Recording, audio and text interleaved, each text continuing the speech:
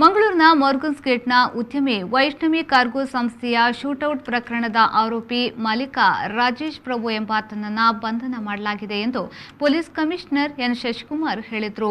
ಈ ಕುರಿತು ಮಂಗಳೂರಿನ ಕಮಿಷನರ್ ಕಚೇರಿಯಲ್ಲಿ ನಡೆದ ಸುದ್ದಿಗೋಷ್ಠಿಯಲ್ಲಿ ಮಾತನಾಡಿದ ಅವರು, ಆರೋಪಿಯನ್ನ ಪಾಂಡೇಶ್ವರ ಠಾಣಾ ಪೊಲೀಸರು ವಶಕ್ಕೆ ಪಡೆದುಕೊಂಡಿದ್ದಾರೆ. ಮಾಲೀಕ ಮತ್ತು ಸಿಬ್ಬಂದಿಯ ಮಧ್ಯೆ ಮಾತಿನ ಚಕಮಕಿ ನಡೆದು ತಾರಕಕ್ಕೇರಿದಾಗ ಕೋಪದಲ್ಲಿ ಹಾರಿಸಿದ ಗುಂಡು ಗುರಿ ತಪ್ಪಿ ತನ್ನ ಮಗನಿಗೆ ತಗುಲಿ ಗಂಭೀರ ಗಾಯಗೊಂಡಿದ್ದ. ಕೂಡಲೇ ಗಾಯಗೊಂಡ ಬಾಲಕನನ್ನ ಖಾಸಗಿ ಆಸ್ಪತ್ರೆಗೆ ದಾಖಲು ಮಾಡಲಾಗಿತ್ತು. ಆದರೆ ಇಂದು ಮುಂಜಾನೆ ಬಾಲಕ ಮೃತಪಟ್ಟಿದ್ದಾನೆ ಎಂದು ಪೊಲೀಸ್ ಕಮಿಷನರ್ ಎನ್ ಶಶಿಕುಮಾರ್ ಹೇಳಿದರು.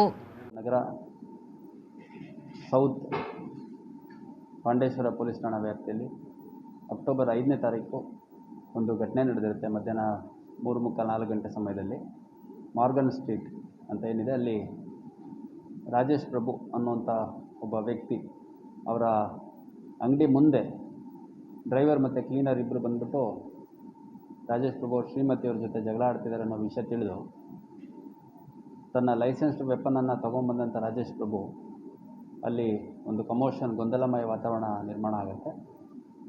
ಕೆಲವೇ ಕ್ಷಣಗಳಲ್ಲಿ ಅವ್ರ ಮಗನ ಎಡ ಕಣ್ಣಿನ ಭಾಗಕ್ಕೆ ಗುಂಡು ತಗಲಿ ನಂತರ ಅದು ಬ್ರೈನ್ ಪಿಯರ್ಸ್ ಆಗಿಬಿಟ್ಟು ಹೆಡ್ಡಲ್ಲೇ ಸ್ಟ್ರಕ್ ಆಗಿರುತ್ತೆ. ಆ ಮಗು 16 ವರ್ಷದ್ದು ಸುಧೀಂದ್ರ ಪ್ರಭು ಅಂತ. ಇವತ್ತು ಬೆಳಗ್ಗೆ ಸುಮಾರು 5 ಗಂಟೆ ಸಮಯದಲ್ಲಿ ಕೊನೆಯ ಹೆಸರುಳಿದಿದೆ. ನಿನ್ನೆ ನಾವು ಅವತ್ತೇ ಅಂದರೆ 5ನೇ ತಾರೀಕು ಸಂಜೆನೇ ರಾಜೇಶ್ ಪ್ರಭುನ ವಶಕ್ಕೆ ತೊಗೊಂಡಿದ್ವಿ. ವಶಕ್ಕೆ ತೊಗೊಂಡು FSL ಟೆಸ್ಟ್ ಎಲ್ಲ ಮಾಡಿ ನಂತರದಲ್ಲಿ ಅವನು ಈ ಹಿಂದೆ ಹಾರ್ಟ್ ರಿಲೇಟೆಡ್ ಹೆಲ್ತ್ ಇಶ್ಯೂಸ್ ಅವನಿಗೆ ಇರುತ್ತೆ, ಸ್ಟಂಟ್ ಹಾಕ್ಸಿರ್ತಾನೆ. ಅಗೇನ್ ಅಲ್ಲಿ ಚೆಸ್ಟ್ ಪೇನ್ ಕಂಪ್ಲೇಂಟ್ ಮಾಡಿದ ಹಿನ್ನೆಲೆಯಲ್ಲಿ ಒಂದು ಹಾಸ್ಪಿಟ್ಲಿಗೆ ನಾವು ಭರ್ತಿ ಮಾಡಿದ್ವಿ.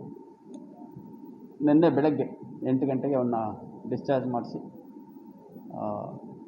307 ವಿತ್ ಆರ್ಮ್ಸ್ ಆ್ಯಕ್ಟ್ ಏನು ಪ್ರಕರಣ ದಾಖಲಾಗಿತ್ತು ಆ ಪ್ರಕರಣ ಅಡಿಯಲ್ಲಿ ನಾವು ಅವನ್ನ ಅರೆಸ್ಟ್ ಮಾಡ್ಕೊಂಡು ನ್ಯಾಯಾಲಯದ ಮುಂದೆ ಹಾಜರು ಮಾಡಿ ವೆಪನ್ ರಿಕವರಿ ಮತ್ತು ಬೇರೆ ಬೇರೆ ಇನ್ನೂ ಕೆಲವು ರಿಕವರಿಗಳಿರೋದ್ರಿಂದ ಅವನ್ನ ವಶಕ್ಕೆ ತೊಗೊಂಡಿದ್ವಿ, ಪೊಲೀಸ್ ಕಸ್ಟಡಿ ತೊಗೊಂಡಿದ್ವಿ.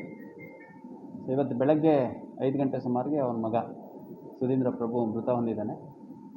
ಹಂಗಾಗಿ ಈ ಕಲಂಗಳನ್ನು ಕಾನೂನು ತಜ್ಞರ ಅಭಿಪ್ರಾಯ ಪಡೆದು ಕಲಂಗಳಲ್ಲಿ ಬದಲಾವಣೆ ಮಾಡಿಕೊಂಡು ನಂತರ ನಾವು ತನಿಖೆಯನ್ನು ಕೈಗೆತ್ತಿಕೊಳ್ತೀವಿ.